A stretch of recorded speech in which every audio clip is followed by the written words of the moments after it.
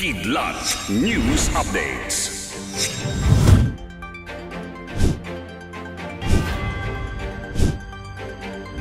Ako po si Cesar Soriano, kasama ang buong puwersa ng Kidlat News Channel para ihatid ang mga nangungunang balita sa buong kapuluan ngayon.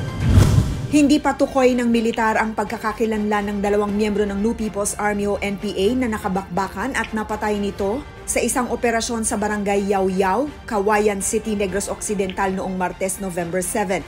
Sa panayam kay First Lieutenant Wean Sandag, Civil Military Officer ng 15th Infantry Battalion, kahapon nang naibaba ang labi ng dalawang lalaki na sinasabing parehong nasa 40 ang edad at dinala sa punerarya sa Cabangcalan City.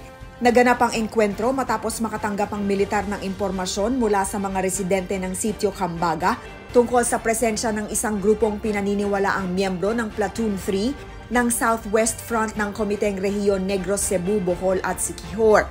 Na-recover sa pinangyarihan ng engkwentro ang 3 baril at ilang magazines, isang anti-personnel mine na may blasting cap at ilang personal na gamit, medical supplies at mga dokumento.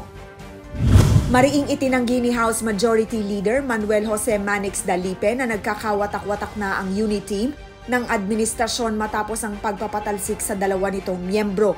Saad pa ng mambabatas, nakatuon ngayon ang kanilang atensyon sa pagtugon sa pangangailangan mula sa Kamara upang maaga itong maisumite sa Senado at maipasa ang iba pang mahalagang batas. Pinabulaanan din ni Dalipe ang umano'y girian ni na Vice President Sara Duterte at House Speaker Martin Romualdez dahil sa inaasahang paghaharap ng dalawa sa 2028 presidential elections. Noong Martes, November 7, nang pinatalsik bilang Deputy Speakers ang mga kilalang kaalyado ng mga Duterte na sina dating Pangulo at Pampanga Representative Gloria Macapagal Arroyo at Davao Representative Isidro Ungab.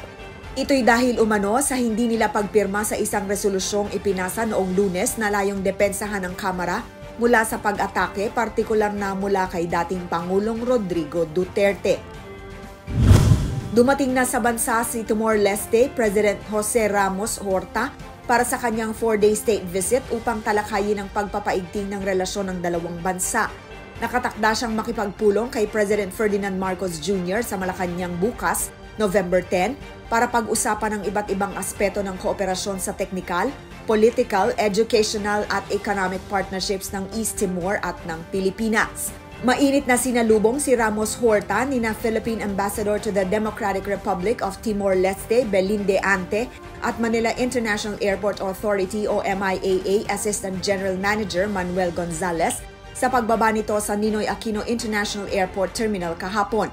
Ayon kay Presidential Communications Secretary Cheloy Garafil, nagbigay ng pasasalamat ang Pangulo sa patuloy na pagsuporta ng Timor-Leste sa kanilang bilateral meeting sa kasagsagan ng 42nd Association of Southeast Asian Nations o ASEAN Summit noong Mayo.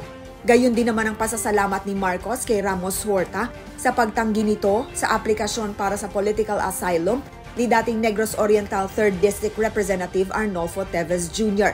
Matatanda ang pinatalsik si Teves sa Kamara hinggil sa kanyang misbehavior at paglabag sa Code of Conduct sa mababang kapulungan, bungsod ng umano'y pagiging mastermind nito sa pagpatay kay Negros Oriental Governor Roel De Gamo. Para sa Kidlat News Updates, ako si Rosalyn Sinchonko, nag-uulat.